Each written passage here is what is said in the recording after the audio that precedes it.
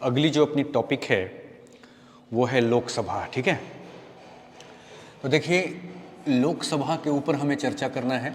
ठीक, लोकसभा, तो लोकसभा के ऊपर अगर आपको चर्चा करना है तो पहले हम लोग ये समझ लें कि जैसे अमेरिका के अंदर में है ना, जनता के द्वारा जो चुनी हुई प्रतिनिधि होती है वो अमेरिका के अंदर में बैठती है हाउस ऑफ कहाँ, रिप्रेजेंटेटिव, है ना, हाउस ऑफ रिप्रेजेंटेटिव। ठीक, ठीक उसी तरीके से ब्रिटेन के अंदर में जो जनता के द्वारा चुने गए प्रतिनिधि होते हैं वो जाकर के बैठते हैं हाउस ऑफ कॉमन्स में, हाउस ऑफ क्या, कॉमन्स के अंदर में। ठीक उसी तरीके से भारत के अंदर में जो जनता जिसको चुन करके और केंद्र स्तर पर भेजती है वो बैठती है जाकर के हाउस ऑफ द पीपल में, हाउस ऑफ द क्या, पीपल।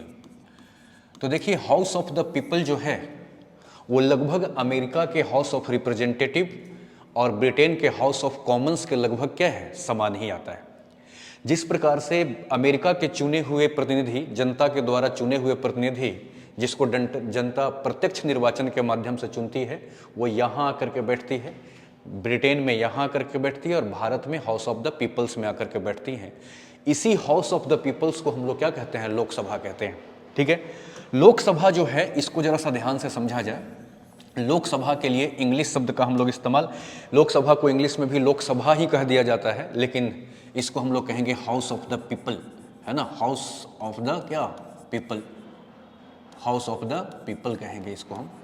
अब जरा सा एक चीज देखिएगा कि जो हाउस ऑफ द पीपल है इसको कई बार निम्न सदन भी कहा जाता है, इसको निम्न सदन भी कहा जाता है। ठीक है, निम्न सदन क्यों कहा जाता है, निम्न सदन, इसको भी जरा समझिएगा।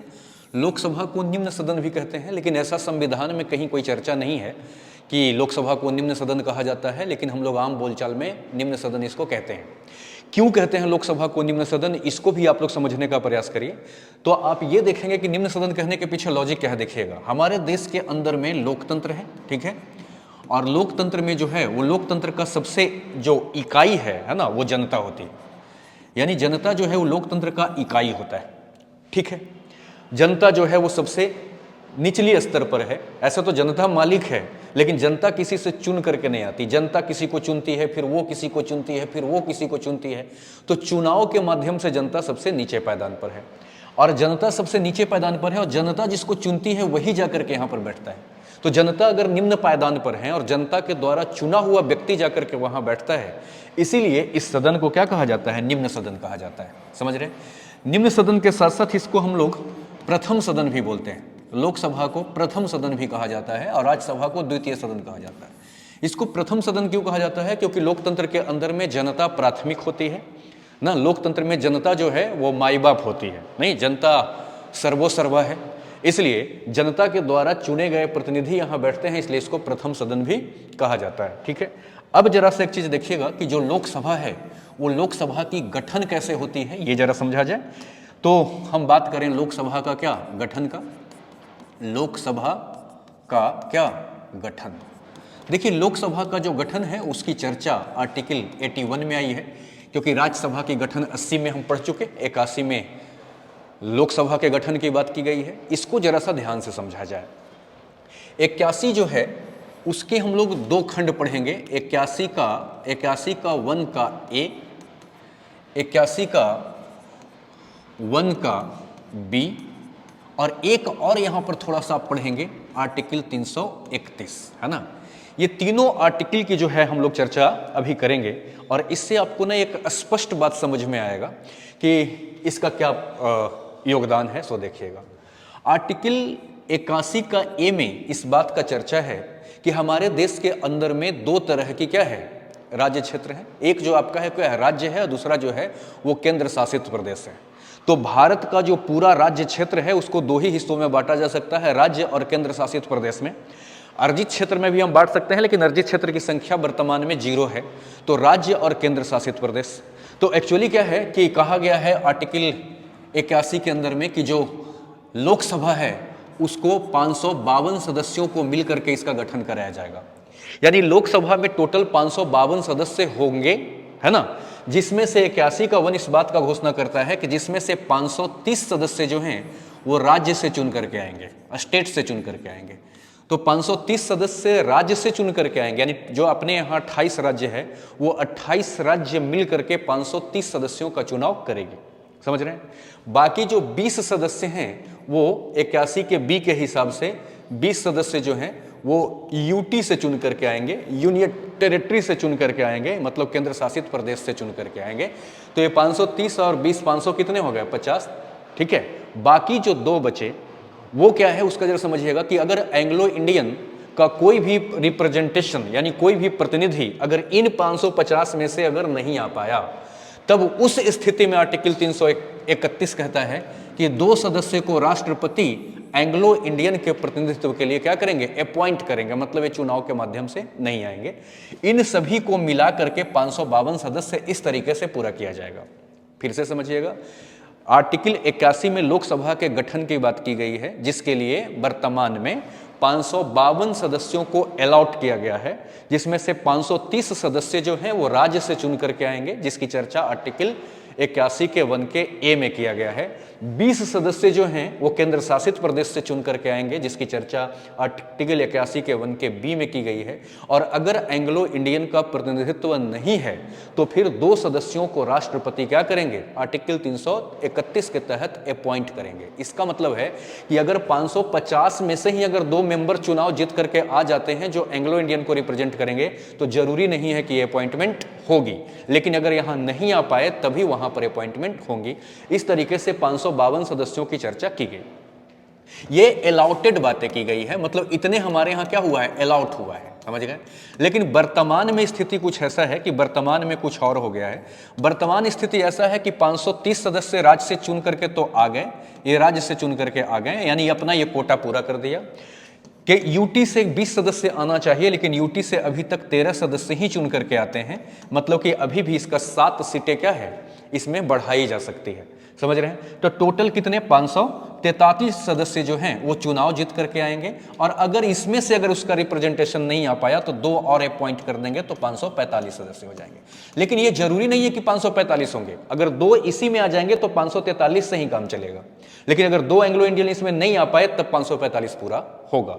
ये लोकसभा की गठन की कुछ इस तरीके से यहां पर क्या की गई है, बातें की गई हैं, समझ रहे हैं। अब जरा सा समझिएगा कि लोकसभा जो है उसकी चुनाव कैसे होगी। इसके चुनाव को हम लोग देखें तो चुनाव के अंदर में कुछ पद्धतियां अपनाई जाएगी, है ना। लोकसभा के चुनाव के लिए कुछ हम लोग सिस्टम अपनाएंगे, ठीक है। तो देखिएगा, सबसे पहला जो पद्धति है ये समझना होगा, तभी आप लोकसभा को क्लियर समझेंगे कि लोकसभा का चुनाव कैसे होता है। सबसे पहला है प्रादेशिक प्रतिनिधित्व प्रणाली। प्रादेशिक क्या, प्रतिनिधित्व प्रणाली, प्रतिनिधित्व क्या, प्रणाली। इसको जरा सा आप लोग ध्यान से समझिएगा, प्रादेशिक प्रतिनिधित्व प्रणाली को। प्रादेशिक प्रतिनिधित्व प्रणाली, प्रादेशिक प्रतिनिधित्व प्रणाली का मतलब है कि हमारे संपूर्ण देश को छोटे छोटे हिस्सों में क्या कर दिया जाए, बांट दिया जाए, और यह जो प्रत्येक हिस्सा है, ये प्रत्येक हिस्सा कहलाएगा लोकसभा क्षेत्र, समझ रहे हैं। प्रत्येक हिस्सा क्या कहलाएगा, लोकसभा क्षेत्र। यानी सबसे पहला काम तो ये होगा कि जो हमारी संपूर्ण देश है उसको छोटे छोटे हिस्सों में 543 भागों में विभक्त कर दिया जाएगा, और उसका जो प्रत्येक भाग होगा, समझ रहे हैं, वो क्या कहलाएगा, वो कहलाएगा लोकसभा क्षेत्र, समझ गए। तो सबसे पहला काम ये करेंगे, इसी को बोलते हैं प्रादेशिक प्रतिनिधित्व प्रणाली। दूसरा हम लोग क्या करेंगे, दूसरा हम लोग करेंगे वो होगा एकल सदस्यीय, एकल सदस्यीय है ना, निर्वाचन क्षेत्र। अब जरा सा समझिएगा, इसका मतलब क्या है, इसका मतलब है एकल सदस्य निर्वाचन क्षेत्र, मतलब ये जो क्षेत्र बना है इस क्षेत्र में से कोई एक ही व्यक्ति चुनाव जीत करके आएगा। इसका मतलब है कि एक क्षेत्र से हम एक से अधिक नहीं प्रतिनिधि का चुनाव नहीं करेंगे। बेशक से खड़े हों इस क्षेत्र से 20 लोग, लेकिन इसमें से कोई चुनाव जीतेंगे एक ही। ये बात कहने की क्या जरूरत है, कहने की इसलिए जरूरत है कि दुनिया में बहुत सारा ऐसा देश है जो एक ही क्षेत्र से एक से अधिक लोगों को चुनाव जितवा करके लाते हैं, लेकिन हमारे देश के अंदर में एकल सदस्य निर्वाचन क्षेत्र है। इसका मतलब है कि प्रत्येक लोकसभा जो है ना, वो प्रत्येक लोकसभा से हम क्या करेंगे, एक ही सदस्य को क्या करेंगे, जितवाएंगे। एक ही सदस्य हमारे यहां से चुनाव क्या करेंगी, जीत करके और आएगी। समझ रहे हैं? अगला जरा सा समझिएगा, तीसरा पॉइंट वो है प्रत्यक्ष निर्वाचन। और तीनों सभी को जोड़ करके जब हम फिर से आपको रिवीजन कराएंगे तो आपको समझ में आ जाएगा क्या कहना चाह रहे हैं। प्रत्यक्ष निर्वाचन का मतलब यह है कि इस क्षेत्र में जो जनता है वो डायरेक्ट वोट देगी, जनता है ना, और जनता डायरेक्ट वोट दे करके जो 20 लोग खड़े हैं उसमें से किसी एक को जिताएगी। यानी यहां पर जो वोट करेगी वो डायरेक्ट कौन करेगी? जनता करेगी। जनता के द्वारा सीधे सीधे वोट कराई जाएगी। लेकिन जरा सा देखिएगा, इसमें प्रत्यक्ष निर्वाचन में एक कंसेप्ट है। सबसे पहली बात कि इसको चुनेगी कौन? जनता चुनेगी। कैसे चुनेगी? तो वयस्क मताधिकार से। समझ रहे हैं? वयस्क मताधिकार से, है ना। वयस्क मताधिकार का मतलब क्या है ये समझा जाए, यानी सीधा सीधा जनता वोट करेगी और वोट करके किसी एक व्यक्ति को एक क्षेत्र से चुनेगी। समझ रहे हैं? अब वयस्क मताधिकार का मतलब यह है, अगर हम बात करें नहीं 1988 के पहले का, समझ रहे हैं, अगर हम 1988 के पहले की बात करें तो 1988 में वयस्क मताधिकार का अर्थ यह था कि जिनका उम्र 21 वर्ष से क्या है बताओ, 21 वर्ष या इससे अधिक है और उनका नाम अगर वोटर लिस्ट में है, समझ रहे हैं, जिनका उम्र 21 वर्ष या 21 से ज्यादा है और उनका नाम अगर वोटर लिस्ट में है तो वही व्यक्ति वोट देगा। इसका मतलब है कि हमारे देश के अंदर में जो व्यक्ति वयस्क है उसी को मत देने का अधिकार है, वयस्क मताधिकार। और वयस्क मताधिकार का 1988 के पहले परिभाषा यह था कि जिसका उम्र 21 या 21 से अधिक हो चुका है वही व्यक्ति मतदान करेगा और मतदान करके एक अपने लोकसभा के नेता का चुनाव करेगा जो एमपी के रूप में जाके लोकसभा में बैठ करके और उसको रिप्रेजेंट करेगा। समझ रहे हैं? लेकिन 61वें संविधान संशोधन 1988 किया गया और इसके बाद कहा गया, ऐसा माना गया कि 21 वर्ष उम्र कुछ ज्यादा है। 1988 में आकर के जो 21 वर्ष का एज था उसको अब क्या कर दिया गया? उसको कर दिया गया 18 वर्ष। समझ रहे हैं?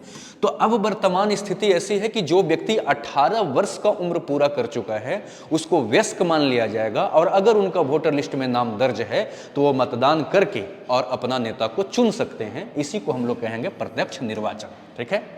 चौथी बात को समझिएगा, फिर हम इसको रिवीजन कराएंगे तो क्लियर कट हो जाएगा।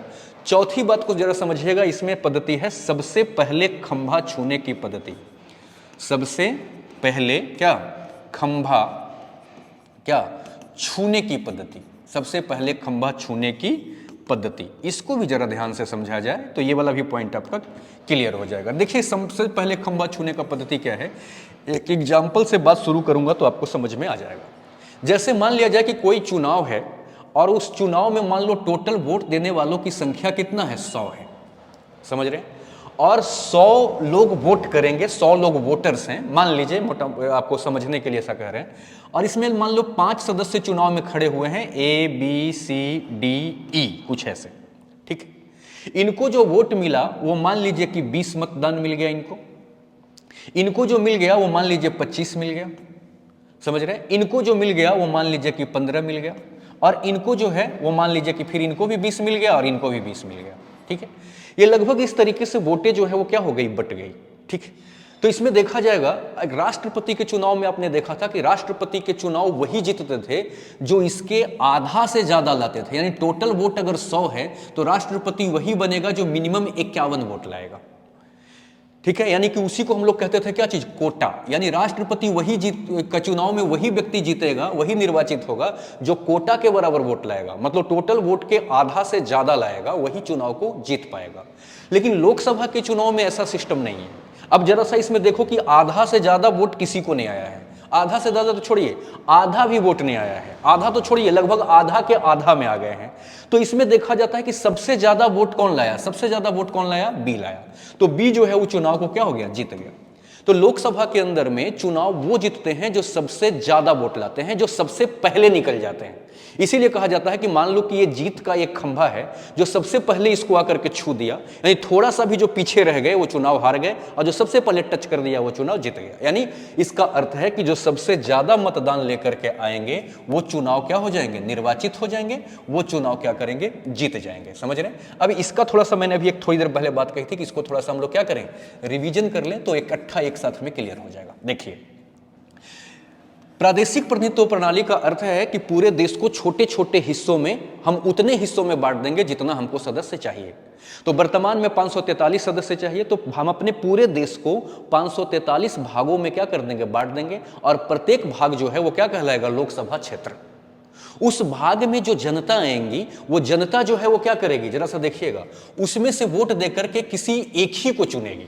यानी प्रत्येक लोकसभा से एक सदस्य चुनाव जीत करके आएंगे, जिसको हम कहेंगे एकल सदस्य निर्वाचन। समझ रहे हैं?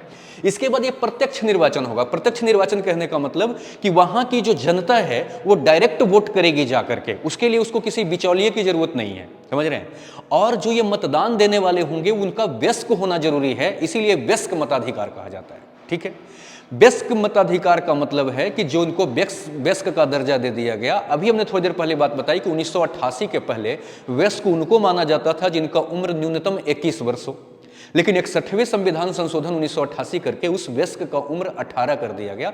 यानी आज के डेट में सिस्टम ऐसा है कि जिनका उम्र 18 साल हो गया या उससे अधिक हो गया और अगर उनका नाम वोटर लिस्ट में है तो वो चुनाव में मतदान कर सकते हैं।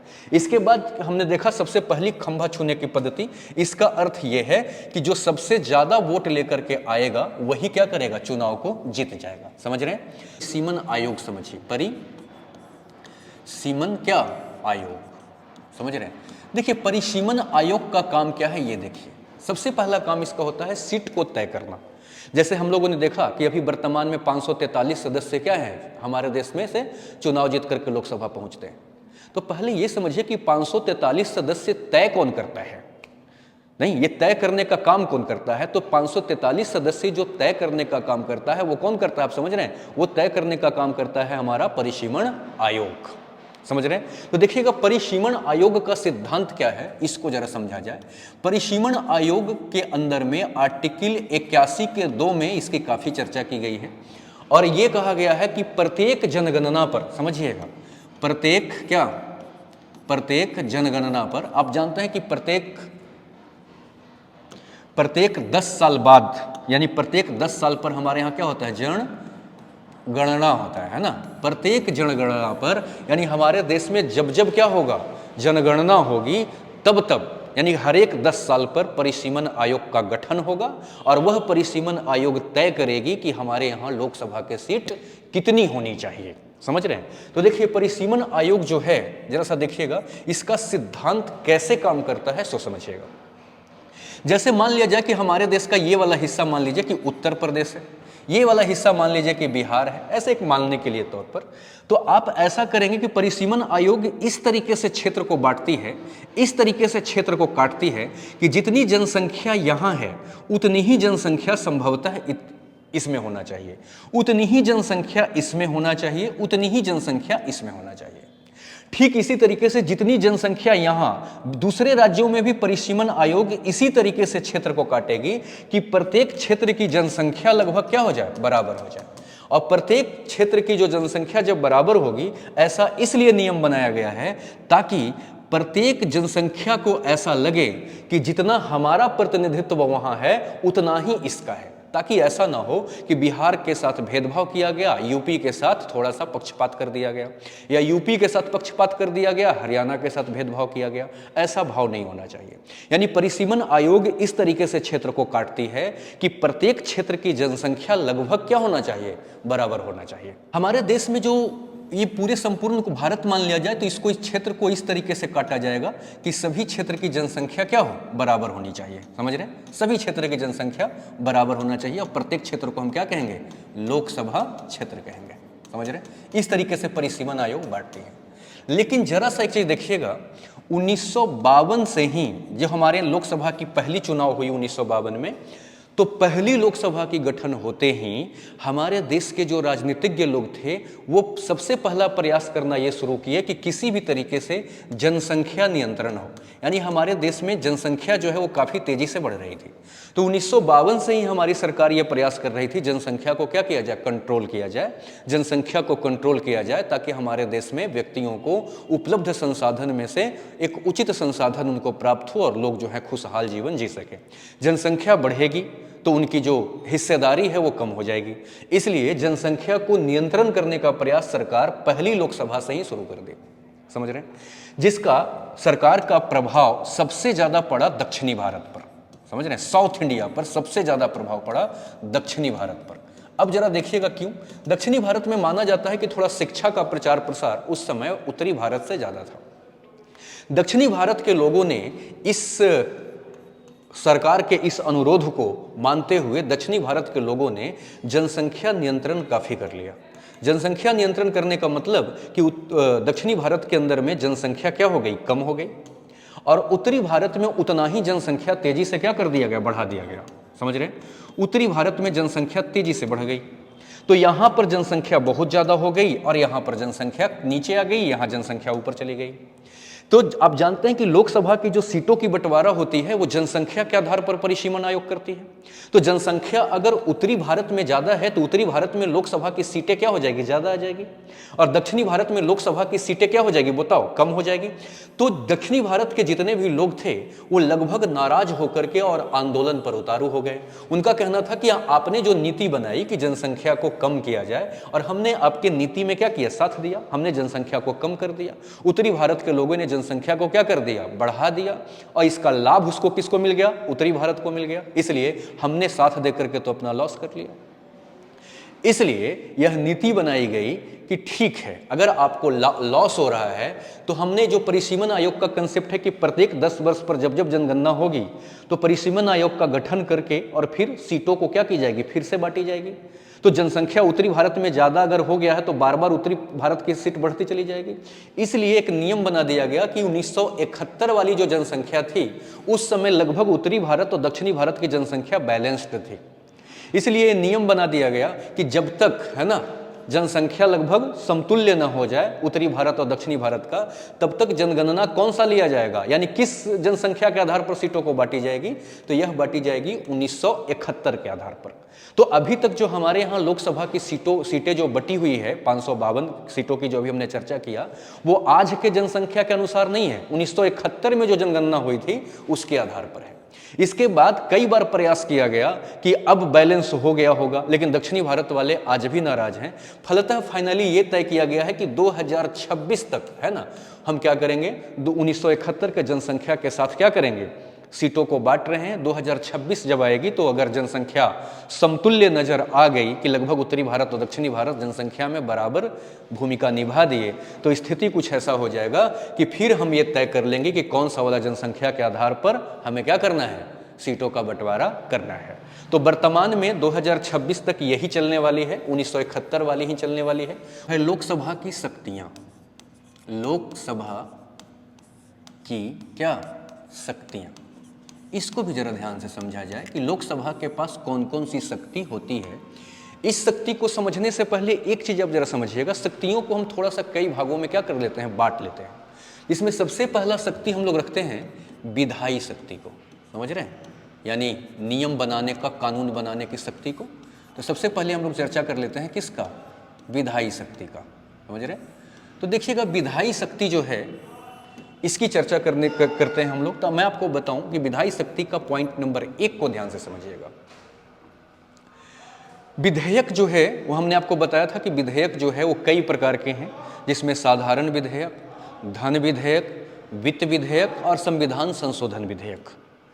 साधारण विधेयक और संविधान संशोधन विधेयक को अगर छोड़ दिया जाए तो बाकी जो विधेयक बचा अपने पास कौन सा, एक बचा धन विधेयक जिसका संबंध पैसे से होगा। आगे हम लोग सारे विधेयक को भी समझेंगे कि कौन से विधेयक को कब हम धन विधेयक कहेंगे, परेशान होने की जरूरत नहीं है। पहला धन विधेयक और दूसरा है वित्त विधेयक, समझ रहे हैं। लेकिन वित्त विधेयक का भी 2 हिस्सा होता है, वित्त विधेयक प्रकार 1 और वित्त विधेयक प्रकार 2। आगे समझ में आएगा आपको, बस अभी थोड़ा याद रखिएगा। अगर विधेयक धन विधेयक है या वित्त विधेयक प्रकार 1 है ना, अगर है तो इसकी शुरुआत हमेशा कहां से होगी, लोकसभा से ही होती है। यानी धन विधेयक और वित्त विधेयक प्रकार 1 के संबंध में अगर कोई भी विधेयक बनाना हो तो इसकी शुरुआत सदैव लोकसभा से ही होती है। इस मामले में राज्यसभा जो है वो शक्तिहीन है। राज्यसभा ज्यादा से ज्यादा 14 दिन तक इस विधेयक को रोक सकती है अगर लोकसभा ने पास करके भेज दिया तो। अगर 14 दिन के अंदर राज्यसभा ने निर्णय नहीं दिया तो फिर पास माना जाता है, यानी 14 दिन से ज्यादा राज्यसभा का शक्ति ही नहीं है। इसका मतलब है कि इन दो विधेयक के मामले में सबसे शक्तिशाली कौन है? लोकसभा है। राज्यसभा इस मामले में क्या है? शक्तिहीन है। ये इसकी पहली शक्ति है। ठीक, अब थोड़ा सा देखिएगा दूसरी शक्ति। दूसरी शक्ति क्या है सो समझिएगा। अगर विधेयक साधारण हो, साधारण विधेयक कब संबंध समझते हैं कि संविधान संशोधन से उसका संबंध ना हो, यानी जो पहले से लिखा है उसमें चेंजिंग की बात ना हो, बल्कि नया नियम बनाना हो, और उस नए नियम का वित्त और धन से कोई संबंध ना हो, तो फिर वो साधारण विधेयक है। तो साधारण विधेयक अगर है, जरा सा समझिएगा इस शक्ति को भी, लोकसभा यहां पर भी थोड़ा सा पावरफुल हो जाता है साधारण वाला में भी। कैसे? कब? एक कंडीशन है, आप जानते हैं कि जब साधारण विधेयक होता है तो इसकी शुरुआत लोकसभा या राज्यसभा कहीं से भी हो सकता है।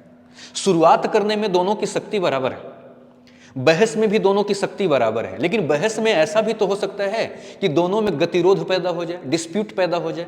दोनों इस बिल को, एक अगर पास करके भेज दिया तो दूसरा उसको पास ही ना करे, उसके साथ लड़े। तो जब भी क्या हो, साधारण विधेयक को लेकर के लोकसभा और राज्यसभा में गतिरोध पैदा हो जाए, दोनों एक दूसरे के साथ सहमत न हो, तब स्थिति क्या होता है कि राष्ट्रपति इसको सुलझाने के लिए लोकसभा और राज्यसभा को इकट्ठा बुला लेते हैं। इसको कहा जाता है क्या चीज? संयुक्त अधिवेशन। तो राष्ट्रपति इस गतिरोध को सुलझाने का एक नया तरीका निकालते हैं। यह आर्टिकल 108 में इसकी चर्चा है। आर्टिकल 108 का प्रयोग करके उस संयुक्त अधिवेशन बुला लेते हैं। लेकिन जब संयुक्त अधिवेशन बुलाते तो राष्ट्रपति हैं, लेकिन इसकी जो अध्यक्षता है, समझ रहे हैं, संयुक्त अधिवेशन का, वो लोकसभा का अध्यक्ष करते हैं। तो देखिए यहां पर जब संयुक्त अधिवेशन लग जाता है तो लोकसभा के अध्यक्ष जो है वो इसका अध्यक्षता करते हैं। एक इसका सुप्रीम हो जाता है लोकसभा का अध्यक्ष, वही इस संयुक्त अधिवेशन का संचालन करते हैं। और दूसरी बात, आप जानते हैं कि राज्यसभा में वर्तमान में 245 सीट हैं और हमारे यहाँ लोकसभा में 545 सीट है। अब जब जरा सोच के देखिए कि दोनों को जोड़ दिया जाए तो लगभग 790 सीट हो जाता है। 790 सीट का आधा कितना हो जाएगा? जरा सोचिए, 395 सीट हो जाएगा। और 395 सीट से ज्यादा तो यहाँ किसका है? लोकसभा का अकेले है। इसका मतलब क्या है कि राज्यसभा अगर पूरी दम भी लगा ले और अगर लोकसभा चाह जाए तो वो बिल पास हो ही जाएगा। इसलिए संयुक्त अधिवेशन के मामले में राज्यसभा जो है, लोकसभा जो है वो काफी शक्तिशाली हो जाती है। अब जैसा देखिएगा विधायी शक्ति के बाद थोड़ा सा हम लोग देख लें, और वो है कार्यपालिका पर नियंत्रण। कार्यपालिका पर क्या? नियंत्रण। ये देखिए, ये भी जो है ना, सो लोकसभा के द्वारा ही इसके ऊपर नियंत्रण। कार्यपालिका का अर्थ क्या है? कार्यपालिका का अर्थ है मंत्री परिषद। यहां पर समझिएगा, मतलब जितने भी मंत्री लोग हैं वो सब कार्यपालिका है। समझ रहे हैं? जितने भी मंत्री, प्रधानमंत्री, शिक्षा मंत्री, वित्त मंत्री, स्वास्थ्य मंत्री, जितने भी मंत्री हैं वो सब मंत्री परिषद है। समझ रहे हैं? तो मंत्री परिषद तभी तक मंत्री रहते हैं जब तक इनको लोकसभा में विश्वास प्राप्त होता है। समझ रहे हैं? यानी लोकसभा में जब तक इनके पास बहुमत है, यानी 50% प्लस 1 से सीट है या उससे ज्यादा सीट है, तभी तक उस पार्टी का व्यक्ति है ना मंत्री बनकर के यहां पर अपना शासन चला रहा है। लेकिन अगर इसका सीट 50% से खिसक जाए, कम हो जाए लोकसभा में, तो पूरा मंत्री परिषद खत्म हो जाता है। तो लोकसभा सोचो जब चाहेगी तब मंत्री परिषद को क्या करेगी? गिरा देगी, सरकार को गिरा देगी। इसलिए ये हमेशा लोकसभा के प्रति ही उत्तरदायी होते हैं। तो मंत्री परिषद सामूहिक रूप से लोकसभा के प्रति उत्तरदायी होता है, क्योंकि लोकसभा में जब तक इनके पास बहुमत है तभी तक ये मंत्री हैं। चाहे वो मंत्री बेशक से राज्यसभा का मेंबर हो, फिर भी ये जिम्मेदार किधर रहता है? लोकसभा के प्रति, क्योंकि लोकसभा ही कार्यपालिका को कंट्रोल करके रखती है। जब चाहती है, चाहेगी तब इसको गिरा देगी। इसलिए लोकसभा का पूर्ण नियंत्रण होता है कार्यपालिका पर। समझ रहे हैं? थोड़ा सा अन्य शक्तियों को भी समझा जाए। देखिए अन्य शक्ति में क्या है, ऐसे मैं समझा देता हूं ओरली, आप लोग इस चीज को समझे भी हैं और पढ़े भी हैं। जब जब राष्ट्रपति का चुनाव होता है, समझे, तो राष्ट्रपति के चुनाव में लोकसभा के जितने भी निर्वाचित मेंबर हैं वो मतदान करते हैं। उपराष्ट्रपति का जब जब चुनाव होता है तो लोकसभा के सारे सदस्य क्या करते हैं? निर्वाचन में भाग लेते हैं। या राष्ट्रपति का के ऊपर जब महाभियोग आता है तो शुरू तो वो लोकसभा से भी हो सकता है और राज्यसभा से भी हो सकता है, लेकिन लोकसभा का वहां पर भूमिका क्या होता है? महत्वपूर्ण होता है, क्योंकि वहां पर जो है बड़ी सदन है ये। समझ रहे हैं? इसके बाद न्यायाधीशों की हटाने की जो पद्धति है, प्रक्रिया है, वो भी, उसमें भी इनकी भूमिका रहती है। तो लोकसभा की शक्तियां जो है वो मूल रूप से ये हैं। अब जरा सा अगला अपना है, वो है लोकसभा की अवधि। समझ रहे हैं? यानी लोकसभा कब से कब तक काम करेगी? लोकसभा की क्या अवधि, इसको भी जरा समझा जाए। यानी ड्यूरेशन ऑफ क्या, लोकसभा। देखिए अगर स्थिति सामान्य हो, सामान्य स्थिति समझते हैं, मतलब कि कोई विशेष स्थिति पैदा नहीं हुआ है ना, अगर स्थिति सामान्य हो तो सामान्य स्थिति में जो लोकसभा की कार्यकाल होती है वो 5 वर्ष की होती है, यानी 5 वर्ष तक लोकसभा जो है वो अपना काम को चला सकती है। 5 वर्ष जैसे ही पूरा होता है तो वो लोकसभा विघटन कर दी जाती है और नई लोकसभा का वहाँ से क्या होता है, चुनाव होता है। यानी सामान्य स्थिति में लोकसभा 5 साल तक के काम करती है। कई बार ऐसा होता है कि 5 साल पूरा करने से पहले भी लोकसभा का विघटन हो जाता है। राष्ट्रपति लोकसभा का विघटन कर देते हैं, लेकिन वो मंत्री परिषद के सलाह पर ही करते हैं। तो यह एक विशेष स्थिति पैदा हो जाता है जब प्रधानमंत्री को ऐसा लगता है कि हमें नया जनमत चाहिए, जनता से नया जनमत चाहिए, तो उस स्थिति में प्रधानमंत्री है ना सिफारिश कर देते हैं राष्ट्रपति से कि आप लोकसभा को भंग कर दीजिए और नया चुनाव करवा दीजिए। या फिर ऐसा होता है कि जब गठबंधन की सरकारें होती हैं और बहुत ज़्यादा अंदर में क्या होता है, टनभन होता है, तो प्रधानमंत्री को ऐसा लगता है कि ये सरकार ज़्यादा दिन नहीं चलने वाली, तो उस कंडीशन में भी ये राष्ट्रपति को सलाह देकर लोकसभा को भंग करा देते हैं। तो लोकसभा जो भंग होती है वो 5 वर्ष के पहले भी हो जाती है कई बार। ऐसे सामान्य स्थिति में ये 5 वर्ष तक लोकसभा अपना काम करती है, समझ रहे हैं। लेकिन एक आर्टिकल 83 का जब 2 पढ़ेंगे तो ये कहता है कि जब जब क्या, राष्ट्रीय आपातकाल का घोषणा होगा, समझ रहे हैं, राष्ट्रीय आपातकाल जब जब लगेगी तब तब जरूरत पड़ने पर है ना लोकसभा के कार्रवाई को बढ़ाई जा सकती है। यानी सामान्य तौर पर तो 5 साल होता है, या उससे पहले भी विघटन हो सकता है, या लोकसभा की कार्यकाल को बढ़ाई भी जा सकती है, लेकिन एक बार में 1 वर्ष ही बढ़ाई जा सकती है। यानी 1 वर्ष से ज़्यादा नहीं बढ़ाई जाएगी एक बार में। लेकिन अगर वो चाहे तो 1 वर्ष पूरा होने के बाद फिर से 1 वर्ष बढ़ा सकता है। यानी एक वर्ष कर करके जितनी बार चाहा जाए उतनी बार लोकसभा के कार्यकाल को बढ़ाई जा सकती है, अगर स्थिति राष्ट्रीय आपातकाल की हो तो। समझ रहे हैं। तो 5 वर्ष से ज़्यादा भी जा सकता है विशिष्ट स्थिति में, 5 साल से पहले भी गिर सकता है और सामान्य स्थिति में 5 साल चल सकता है। समझ रहे हैं।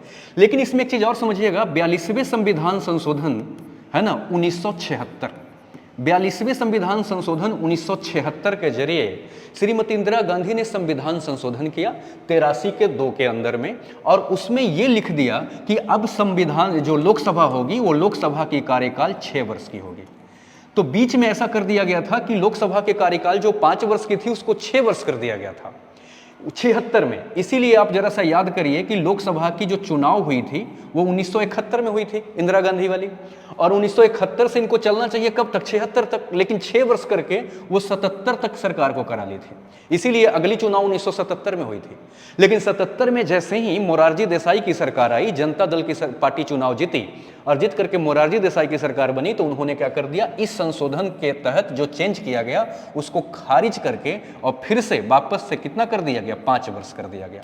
तो आज के डेट में सामान्य स्थिति में हमारे यहाँ लोकसभा का कार्यकाल 5 वर्ष है। लेकिन आप ये याद रखिएगा कि एक बार संविधान संशोधन करके 6 साल तक कर दी गई थी, वापस उसको फिर से 5 साल कर दिया गया, और आपातकाल की स्थिति में 5 साल से ज़्यादा भी अवधि हो सकती है, और सामान्य स्थिति में 5 साल पूरी होगी, और विशेष स्थिति पैदा हो जाए तो 5 साल से पहले भी सरकार गिर सकती है।